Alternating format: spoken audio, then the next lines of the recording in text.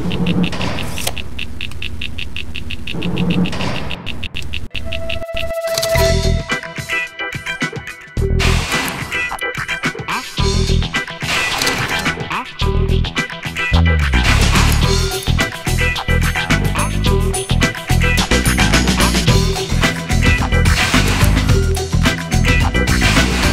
представяме една интерпретация на класически коктейл Роб Рой и шотландския Манхатън.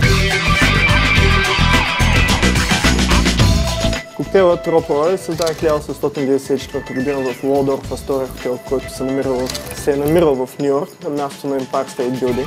И там бармана всъщност е използвал формула за Манхатън, като е заменил ръженото уиски с скоч.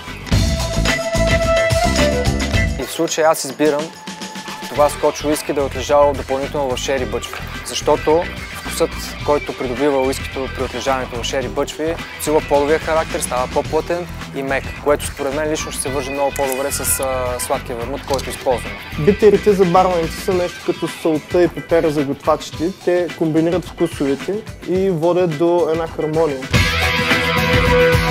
И промяната, която аз направих в този коктейл, не използвах традиционните ангустура битери, а използвах комбинация от два вида битери, портокалов и пейшот битер, тъй като ангустурата не се пасва така добре с скоч уиски.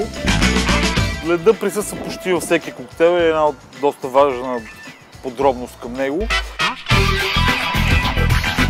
За случай избрах голяма бутица лед, която да свали температурата без да го разводни. Чрез това постигнахме притъпяване на острите нотки на съставките и отворихме неговите аромати. Накрая завършихме този коктейл с лимонена кора, които предават свежест на този коктейл. И традиционната окраса си е мръстен череш. Детайлите са важни. Ние го правим, за да ви накараме да се усмихнете.